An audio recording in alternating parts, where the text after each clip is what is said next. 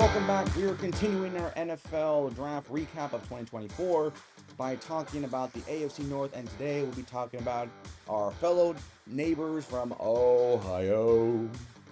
There's only a song like that. Anyway, today we're talking about the Cleveland Browns and see that maybe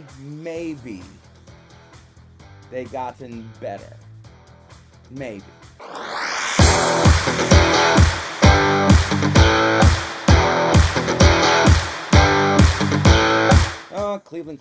Cleveland. And unlike your counterparts in Ohio, you have a much smaller sample size of picks, but also because of situations and trades and things happening, you don't pick until the 54th in the second round.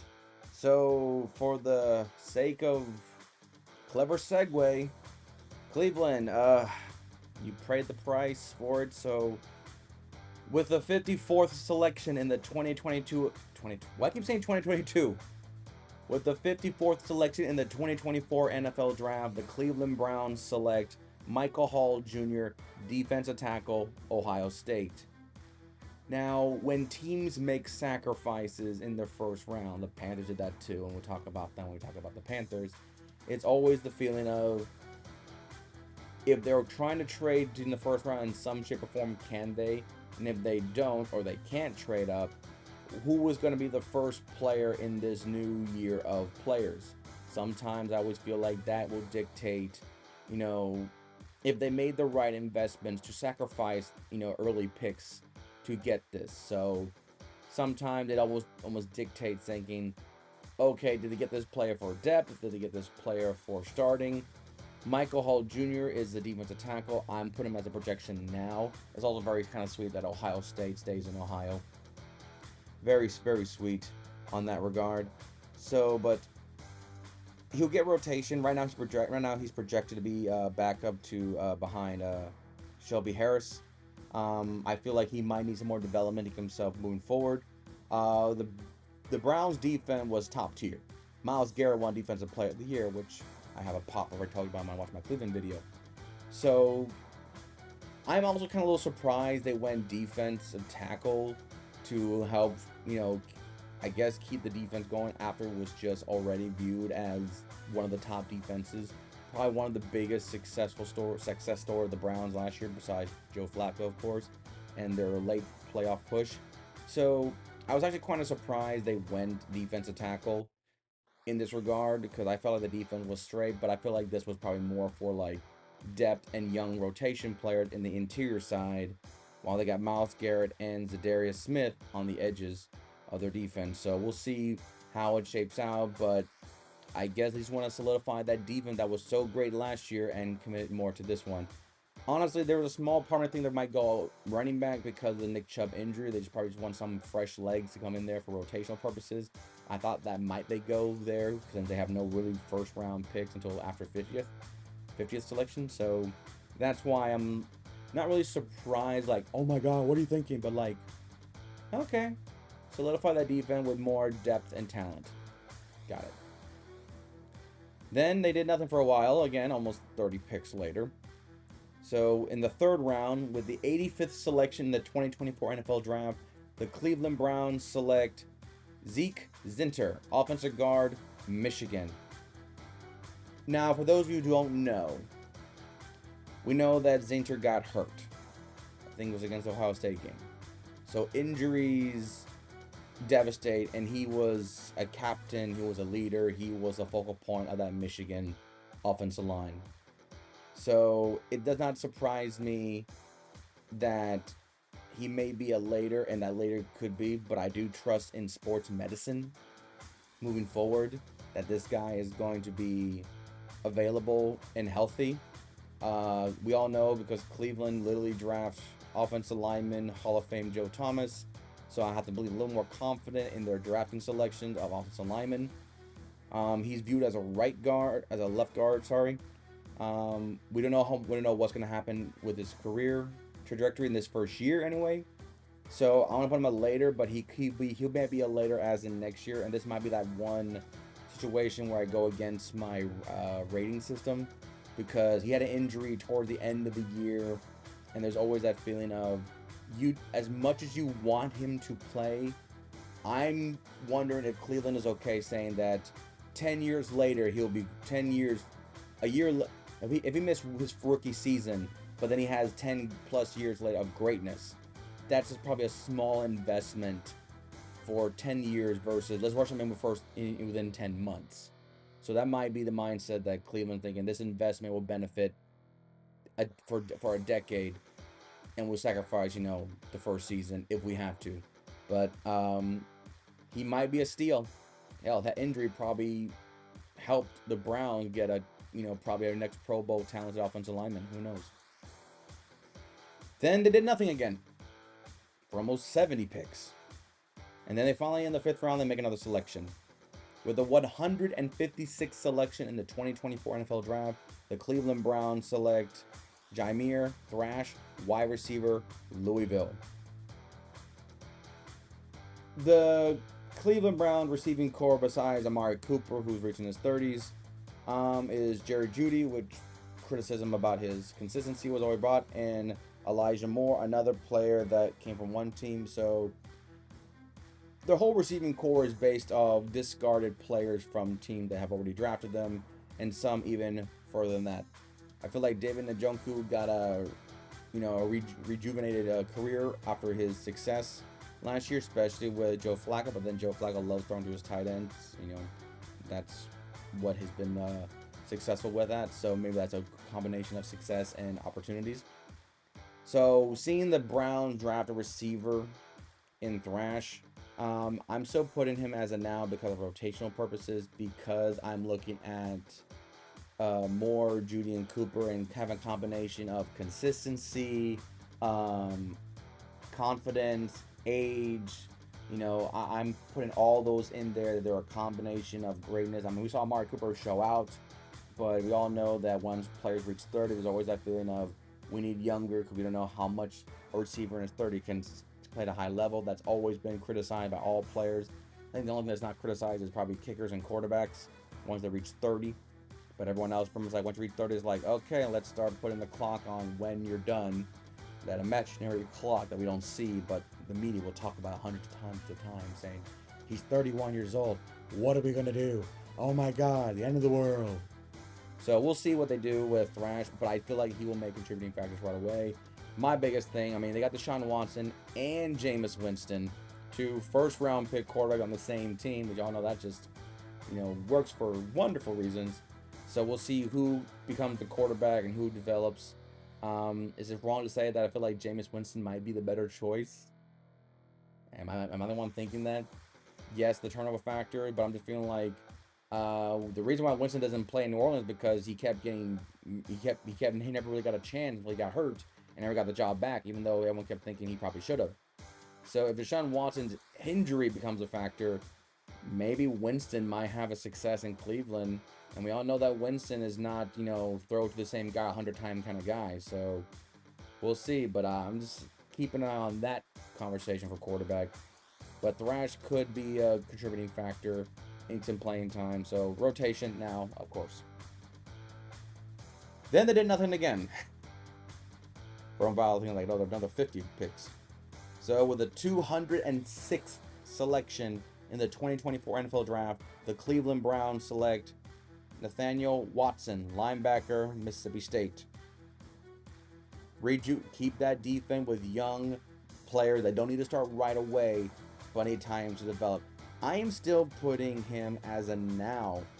I know the linebacking core involves Jeremiah Owusu, Jordan Hicks, and Devin Bush. And I'm not saying that because inconsistency in play. I'm just feeling that he's going to learn under them, maybe get some rotation for, a breather and, package setups. But I'm just feeling that the Cleveland Browns developed this defense so ferociously that I'm just feeling that this is the guy that's going to come in and keep this. He's not going to hinder it. And he's behind by veterans. And we'll see, moving down the line, how much does he play factor moving forward in the season. But I'm still going to give him a now. I feel like he will start making factors, within the first 8 weeks, to the point where, heck, he might get a start or two before week 8 or week 9. So that's why I give him a now sticker.